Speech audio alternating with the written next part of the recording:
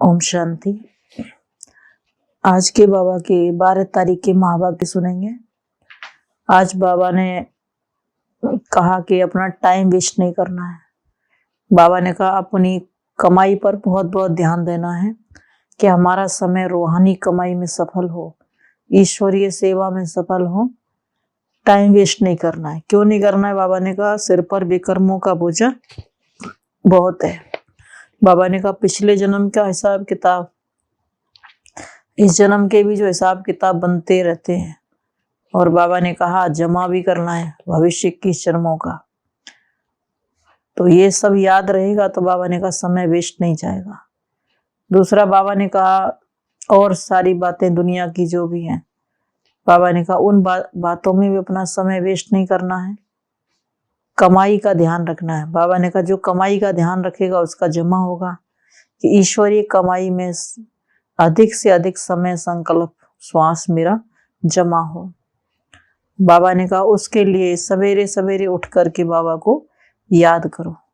दिन में बिजी रहते हैं, टाइम नहीं मिलता है, या मन बुद्धि भटकता है, चारों तरफ काम धंधा है, तो बाबा ने कहा सवेरे का समय बहुत अच्छा होता है।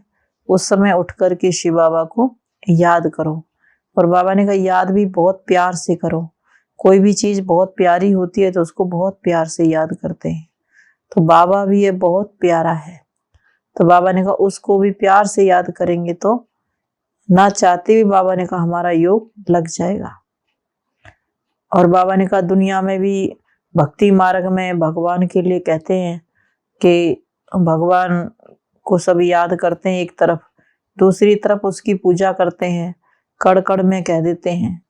फिर कहते हैं कि मोहम्मद गजनवी ने इसके मंदिर को लूटा। तो अगर वो समझते कि भगवान का मंदिर है, ये भगवान है, तो फिर लूटते नहीं। तो इसका मतलब परमात्मा की पहचान नहीं थी उनको, तब तो उनके मंदिर को लूटा। तो बाबा ने कहा कि भगवान के बारे में दुनिया भगवान को ढूंढती है, पूजा करती है, और उसकी निंदा भी करती है और उसकी इच्छा बड़ाई भी करती है, अच्छा भी बताती है। इसीलिए बाबा ने कहा पुण्य और पाप बनता ही रहता है, कभी पुण्य बनता है तो कभी पाप बनता है। तो ऐसे करते करते बाबा ने कहा पाप आत्मा बन गए। भगवान के नाम रूप को भूलना माना पुण्य कर्म खत्म करना, भगवान को पहचान करके याद करना माना पुण्य कर्म शुरू करना। तो बाबा ने कहा जिससे प्यार होता है उसकी बात को भी मानते हैं। तो भगवान से प्यार है तो उसके नाम रूप को पहचान करके याद करना माना ही भगवान से प्यार है। तो आज के महावाक्य में बाबा ने कहा मीठे बच्चे, तुम्हें रूहानी कमाई में बहुत बहुत ध्यान देना है। सिर पर विकर्मों का बोझा बहुत है, इसलिए समय वेस्ट नहीं करना है। प्रश्न, जिन बच्चों का ध्यान रूहानी कमाई में होगा उनकी निशानी क्या होगी? तो बाबा ने कहा वह कभी भी झरमोई झगमोई में अपना समय बर्बाद नहीं करेंगे। शरीर निर्वाह करते हुए भी रूहानी कमाई में समय लगाएंगे। सुबह उठकर बहुत बहुत प्यार से बाप को याद करेंगे। याद से आत्मा उड़ती रहेगी। वह बाप समान रहम दिल बन अपने ऊपर और सर्व के ऊपर रहम करेंगे। सबको बाप का परिचय देंगे। गीत तुम्ही हो, माता पिता तुम्ही हो, तुम्ही हो बंधु सखा तुम्ही हो। ओम शांति। बच्चों ने गीत में माता पिता की महिमा सुनी। जैसे कोई घर में बच्चे रहते हैं तो माता पिता व दादा होता है ना, दादे से वर्षा मिलता है बाप द्वारा, क्योंकि दादे की मिल्कियत बड़ों की मिल्कियत होती है। तो यह भी सबसे बड़ा है। दुनिया वालों को तो पता नहीं है, बच्चों को पता है। तुम ही हो माता पिता, तो यह दादे के लिए शब्द है। तो उनको परिचय देना पड़े, चाहे सम्मुख हो, चाहे चित्रों द्वारा, चाहे प्रोजेक्टर द्वारा, तो दादे का परिचय देना बहुत जरूरी है। जिस्मानी दादा साकार होता है। अब तुम्हारी बुद्धि में पहले कौन आया? दादा। भल प्रोजेक्टर द्वारा समझाओ, वह भी नंबर वार चित्र दिखाना है। पहले पहले परम पिता परमात्मा की समझानी देनी है। तो परम पिता परमात्मा से तुम्हारा क्या संबंध है, और फिर प्रजापिता ब्रह्मा से क्या संबंध है? तो पहले पहले शिव का चित्र दिखाना चाहिए। फिर है लिखत, तो प्रदर्शनी पर समझाते हैं। वह मैगजीन भी बनाते हैं, तो पहले पहले परिचय देना है। गीता में लिखा हुआ है भगवानुवाच, तो पहले भगवान का परिचय देना चाहिए। तुम सबकी बुद्धि चली गई ऊपर, वो सबसे ऊंचा है परमपिता परमात्मा, निराकार शिव बाबा, फिर ब्रह्मा विष्णु शंकर। फिर यहाँ आओ तो जैसे घर में माता पिता और दादा बैठे होते हैं, वह हद का यह बेहद का चित्र सहित सारी लिखत होनी चाहिए। फर्क भी बताना चाहिए। अनेक मनुष्य हठयोग सिखाते आए हैं और एक परमात्मा राजयोग सिखाते हैं, जिससे मुक्ति जीवन मुक्ति मिल रही है। यहाँ है ही एक निराकार परम पिता परमात्मा शिव भगवानुवाच की बात है। जैसे लौकिक माँ बाप दादा बच्चों की बुद्धि में याद पड़ते हैं, हवो तुम्हारी बुद्धि में भी ऐसे है। यह सिर्फ पारलौकिक है, वह लौकिक है। तुमको निश्चय है कि यह शिव बाबा हमारा बाप है, जो हम उनको याद करना चाहिए।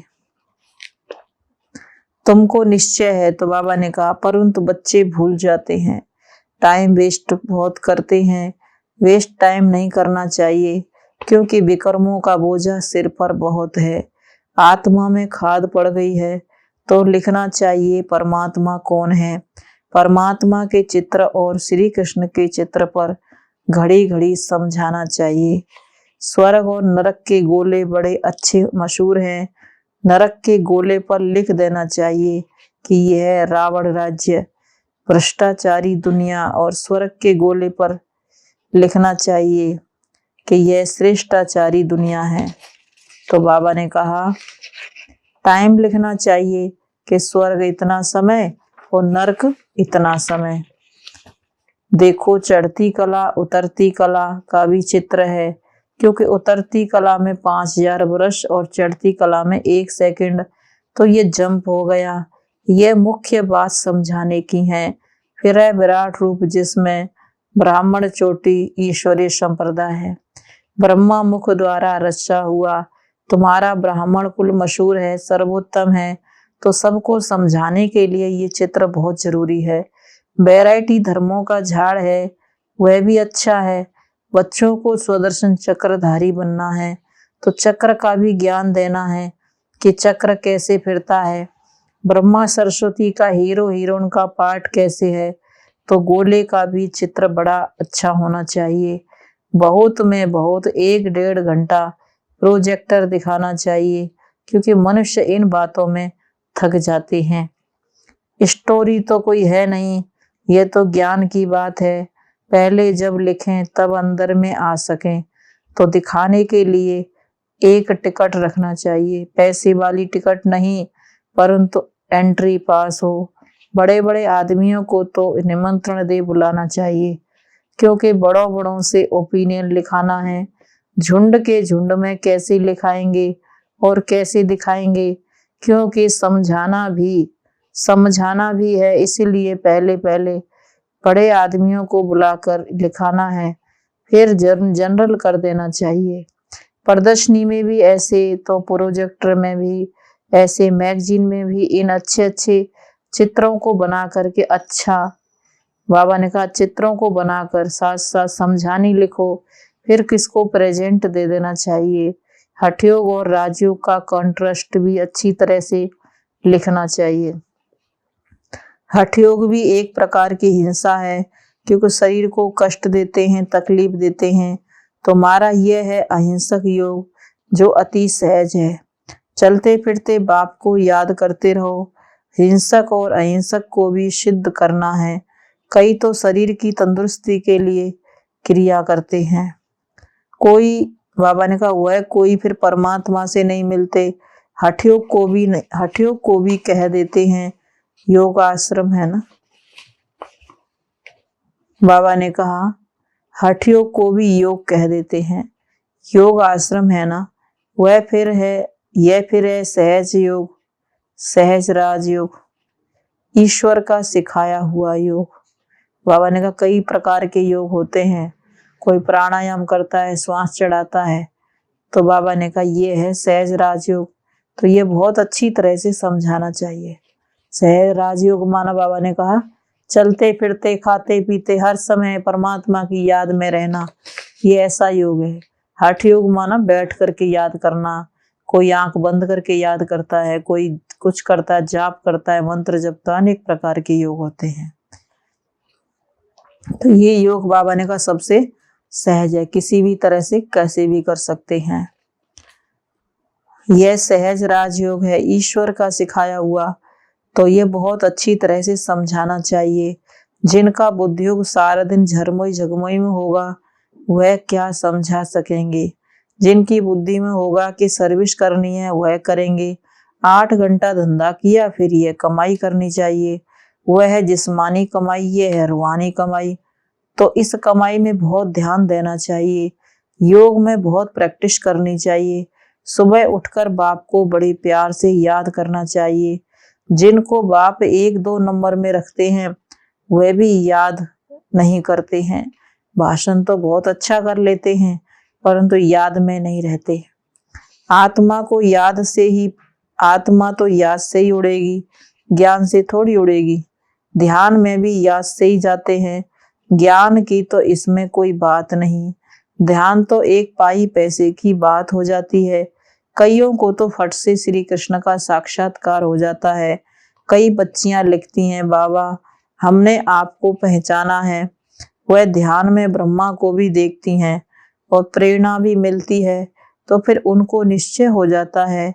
जिसने बाबा को कभी देखा भी नहीं है वह भी लिखती हैं, हम बाबा को बहुत प्यार से याद करते हैं। हम आपसे बरसा लेकर ही छोड़ेंगे, आप तो जानते हैं हम याद करते हैं। जब कहती हैं आप तो शिव बाबा ही याद आता है, तो बांधेली बच्चियां बहुत याद करती हैं, उतना सामने वाले भी याद नहीं करते। बाबा ने कहा जिनको बहुत याद करने के लिए रोकते हैं वह बच्चे ज्यादा याद करते हैं, जिन पर विघ्न आते हैं वो भी ज्यादा याद करते हैं। फिर गांधी भी कहते थे राम राज्य हो, अभी तो बाबा ने कहा रावण राज्य है। इस पर तुम समझा सकते हो, चढ़ती कला तो परमात्मा ही करा सकते हैं, बाकी तो सब 1-2 को गिराते ही रहते हैं। देवताएं भी गिरते जाते हैं, भल सुखों में ही है परंतु कला तो कम होती जाती है ना। तो बाबा ने कहा जू की तरह गिरते जाते हैं, क्योंकि ड्रामा में भी जू के मिसल चलता रहता है। तो चढ़ती कला एक के ही द्वारा होती जाती है। समझाने के लिए बाबा ने कहा प्रोजेक्टर बहुत अच्छा है, सेंटर भी बहुत बढ़ते जाएंगे। बाबा कहते हैं हर एक भाषा में स्लाइड्स बनाते जाओ, परंतु काम करने वाले ऐसे कोई है नहीं। बाबा युक्ति तो बता देते हैं, परंतु काम करने वाला चाहिए तो सर्विस बहुत बढ़ सकती है। बच्चों को अपने भाई बहनों पर बहुत रहम आना चाहिए। बाबा रहम दिल है ना, मेरा आना भी भारत में ही होता है, और जगह आना मेरा नहीं होता। शिव जयंती भी भारत में मनाई जाती है, परंतु जानते नहीं है। समझो क्राइस्ट की जयंती मनाते हैं तो उनके कर्तव्य को नहीं जानते, परंतु शिव का कर्तव्य नहीं जानते। वही पतित पावन है। भारत बड़े से बड़ा तीर्थ है। गीता में भी श्री कृष्ण का नाम डालने से इतने बड़े तीर्थ भारत की महिमा गुम हो गई है। देखो मोहम्मद गजनबी ने मंदिर लूटा था, अगर उनको यह मालूम होता कि यह हमारे बाबा का मंदिर है तो लूटते थोड़ी। अल्लाह के मंदिर को कौन लूटेगा जिसने स्वर्ग की स्थापना की। अगर शिव बाबा को जाने तो कभी मंदिर को हाथ ना लगाए। भल वह शिव को माथा टेकते हैं, परंतु जान गए तो कभी ना लूटे। सिर्फ गीता में श्री कृष्ण का नाम डालने से यह सब कुछ हुआ है। गीता खंडन होने से देखो क्या हाल हुआ है।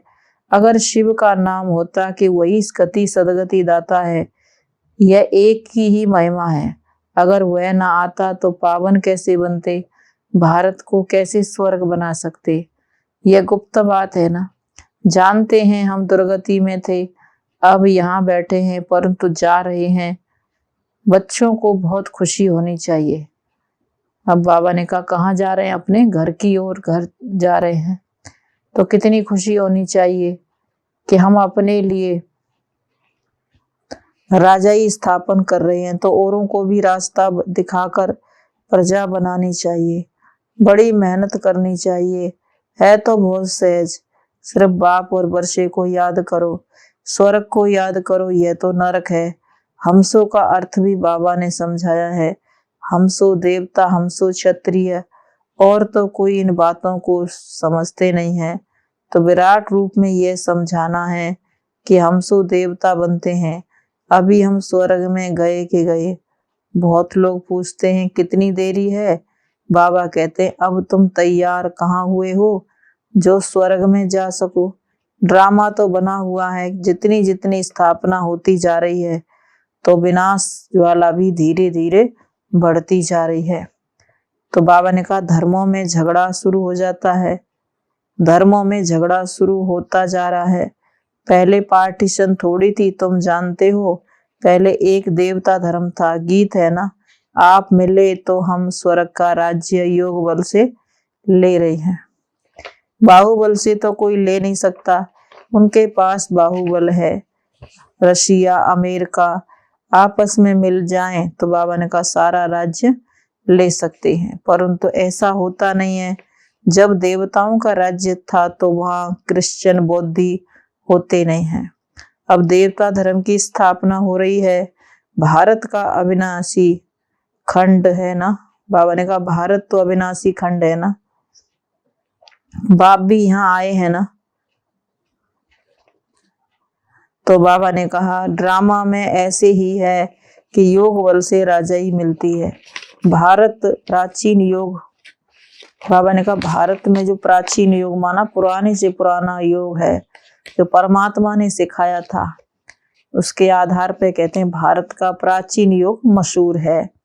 परंतु योग सिखाया किसने, यह कैसे और कैसे वह नहीं जानते। श्री कृष्ण तो योग नहीं सिखाएंगे, श्री कृष्ण ने तो योग नहीं सिखाया, परमपिता परमात्मा ही योग सिखला रहे हैं। यह कितनी अटपटी बात है जो बुद्धि से खिसक जाती है। कई तो जानते हुए भी छोड़ देते हैं। तब बाप कहते हैं समझदार देखना हो तो यहाँ देखो। समझदार वर्षा लेते हैं, बेसमझ छोड़ देते हैं, स्वर्ग का वर्षा गवा देते हैं। महान मूर्ख महान सुजान देखना हो तो यहाँ देखो। स्वर्ग में भी वह जाएंगे परंतु प्रजा में जाएंगे। तुम जानते हो सूर्यवंशी चंद्रवंशी प्रजा कैसे बनती है। बाप की गोद यहाँ मिलती है, मूल वतन में गोद का हिसाब नहीं। बच्चा जब पैदा होता है तो गुरु की गोद में देते हैं, समझते हैं गुरु की गोद में नहीं गया तो दुर्गति को पाएगा। छोटे बच्चे को भी गुरु करा देते हैं।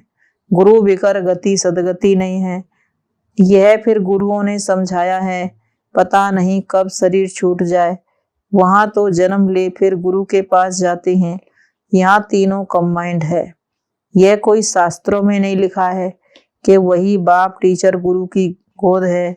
बाप ने पूछा शिव बाबा को बाप है, कहते हैं ना हाँ। अच्छा शिव बाबा को टीचर है गुरु है, नहीं, सिर्फ माँ बाप मिलते हैं। यह गुह्य हिसाब है। बाप बच्चों पर, बच्चे बाप पर बलिहार जाते हैं।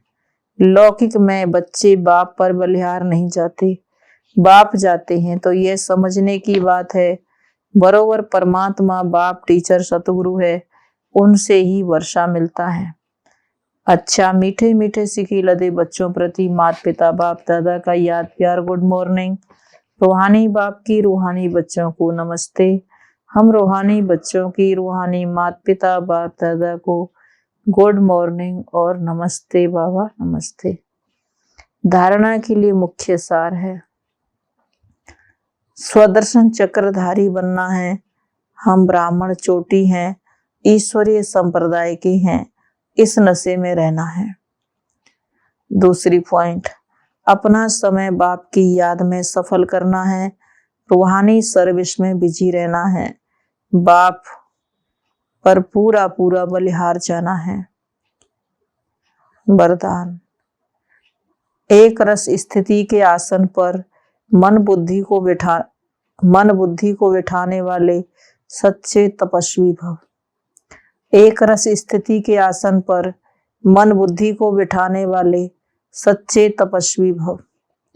तपस्वी सदा आसनधारी होते हैं। वे कोई न कोई आसन पर बैठकर तपस्या करते हैं। आप तपस्वी बच्चों का आसन है एक रस स्थिति, फरिश्ता स्थिति। इन्हीं श्रेष्ठ स्थितियों के आसन पर स्थित होकर तपस्या करो। जैसे स्थूल आसन पर शरीर बैठता है, ऐसे श्रेष्ठ स्थिति के आसन पर मन बुद्धि को बिठा दो और जितना समय चाहो, जब चाहो आसन पर बैठ जाओ। इस समय श्रेष्ठ स्थिति के आसन पर बैठने वालों को भविष्य में राज्य का सिंहासन प्राप्त होता है। स्लोगन। दूसरे के विचारों को अपने विचारों से मिलाकर सर्व को सम्मान देना ही माननीय बनने का साधन है। दूसरों के विचारों को अपने विचारों से मिलाकर सर्व को सम्मान देना ही माननीय बनने का साधन है। तो आज की मुरली का सार बाबा ने कहा टाइम वेस्ट नहीं करना है, और बाबा ने कहा सवेरे सवेरे उठ के बाप को याद करना है। ओम शांति।